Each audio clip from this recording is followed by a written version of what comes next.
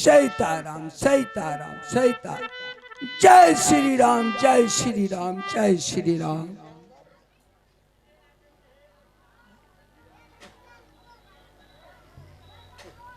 प्रणाम बाबा।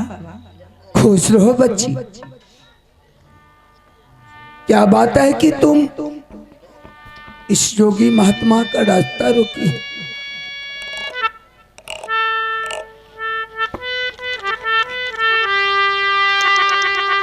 भगवान, तो बड़ा कठिनाई की वातावरण है यहाँ पर।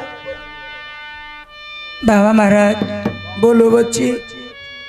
अगर मेरी विपत्ति आप छाड़ दीजिएगा, मैंने सारी कहानी कह करके सुनाऊंगी। तो ठीक है बच्ची, अगर तुम सारा विपत्ति हमको सुना दो, हो सकता है जोगी महात्मा हूं, मैं अपने जुक्ति भेद से जहां तक क्षमता होगा छाड़ने का वहां तक तुम्हारी मदद करूंगा। तो ठीक है बच्चा, मैं जो पूछता हूं नाम बताओ। बाबा महाराज, मेरी नहर नैना किला पढ़ती हूँ।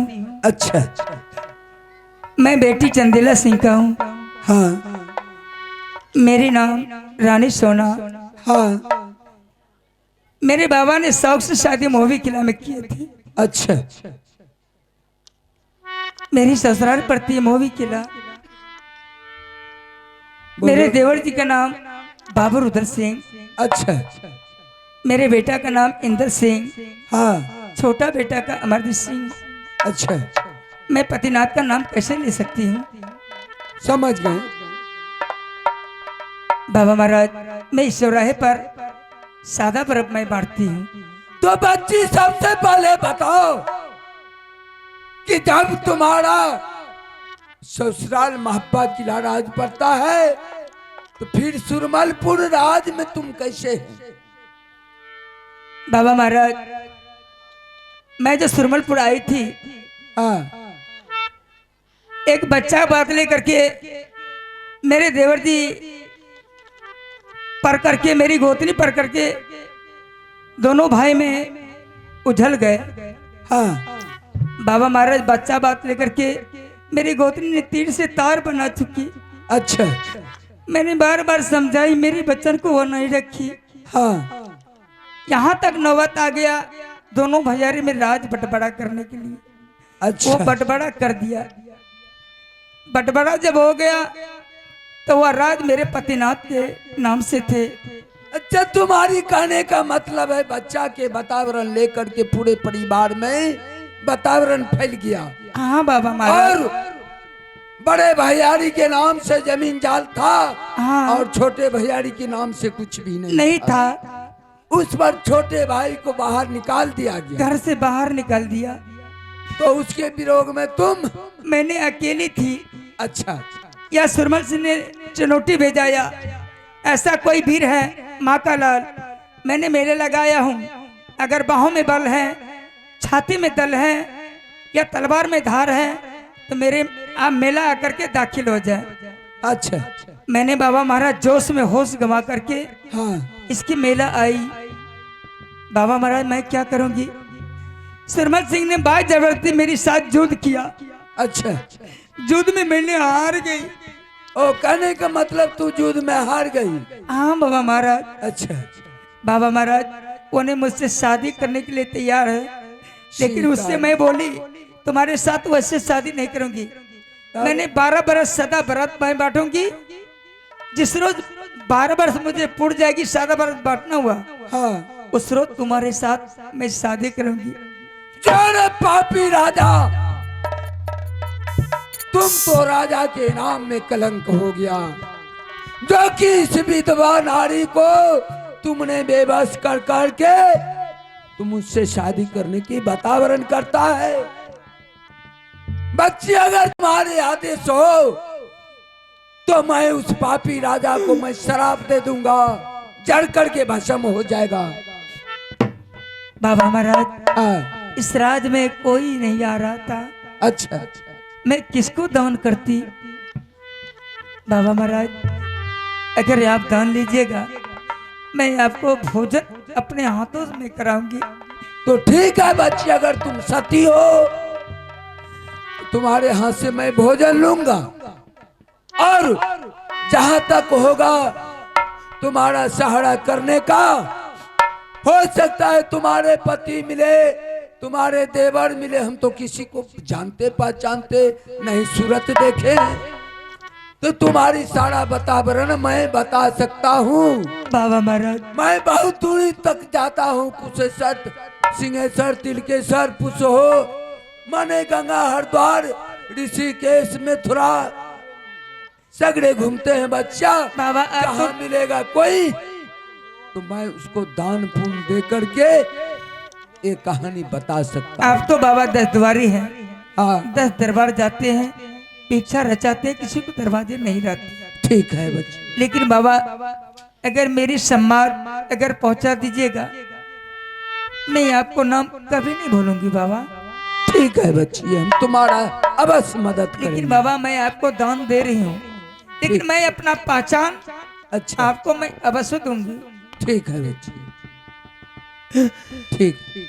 वहां तक कंगनमा दिल से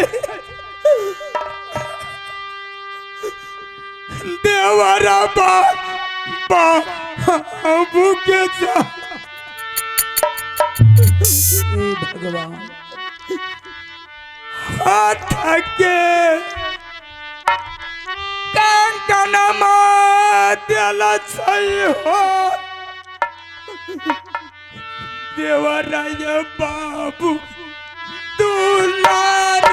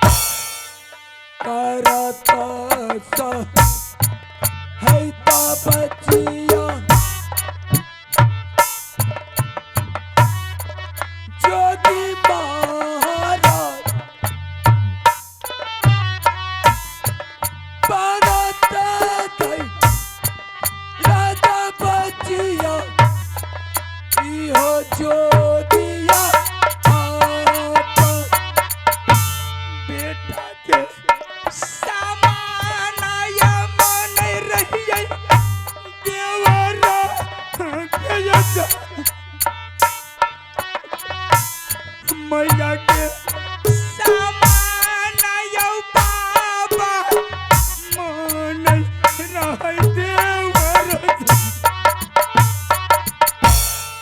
तोहरो सा मदिया बचिया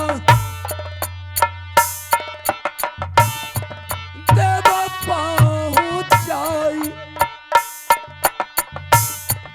तोहरो सा मदिया बचिया देव पहुँच जाई यारा नहीं करबुआ बाबा होता गई होता जाती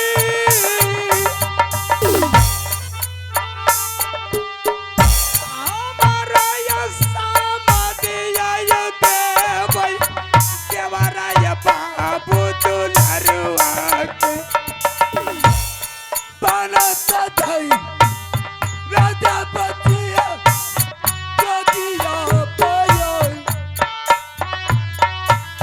बचिया सु गाना चली गई इहो जोगिया आने गाना कोयली यो यो बाबा यो हमारा यो आपस यो रत के जुरैत यो बाबा आज यो हमारा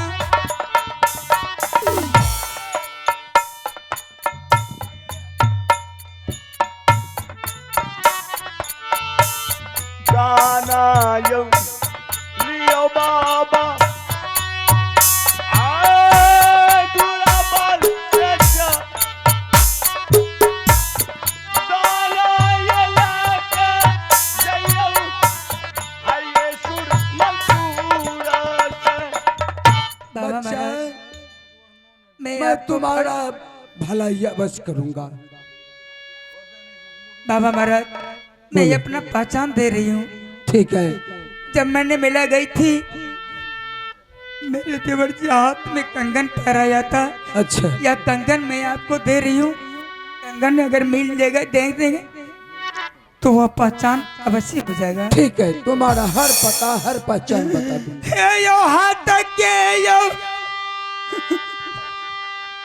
कंगन माली यो महात्मा बा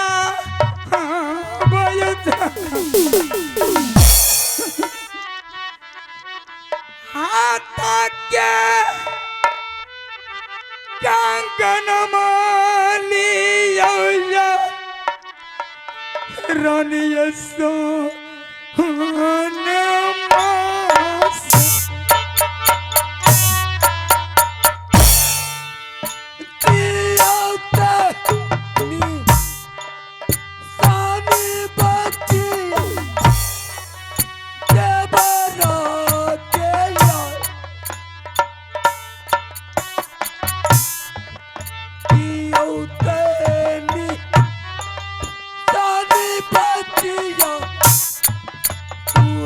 Yeah.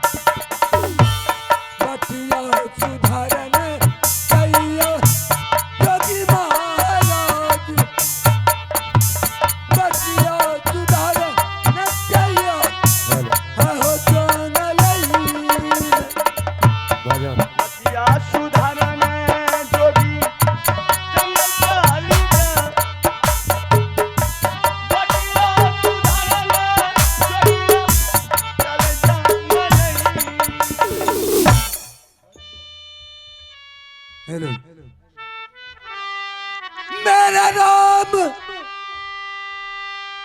गारी बोले, मेरे राम गारी बोले, मेरे राम गारी वाले रे, मेरे राम गारी वाले। जरा धीरे धीरे धीरे गारियां कोरे मेरे राम गारी वाले। जरा धीरे गारी हाँ करे मेरे राम गारी वाले। ओ मेरे राम गारी वाले, हे मेरे राम गारी वाले। ओ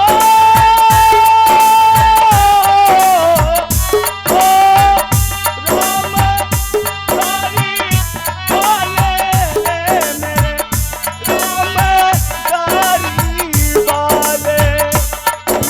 धीरे धीरे धीरे गारियां कोरे मेरे राम गारी वाले। जरा धीरे गारी छोड़े मेरे राम गारी वाले।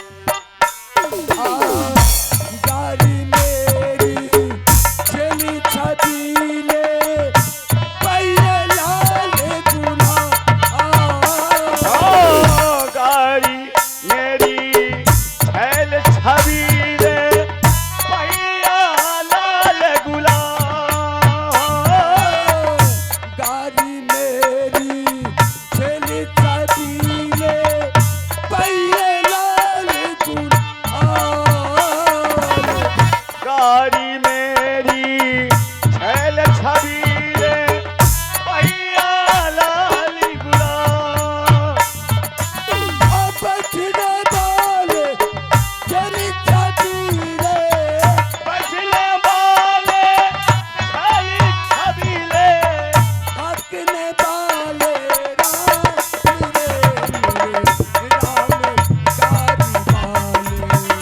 जरा धीरे गाड़ी हाँ छोड़े मेरे राम गाड़ी वाले। ओ मेरे राम गारी वाले, मेरे राम गारी वाले। ओ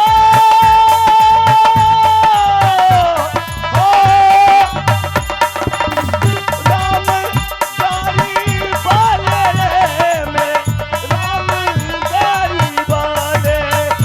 जरा धीरे धीरे धीरे गारियां कोरे राम गारी वाले। जरा धीरे गाड़ी हाँ करे मेरे राम गाड़ी वाले। गारी अटकी रेत में जाकर जाना है बड़ी दूर।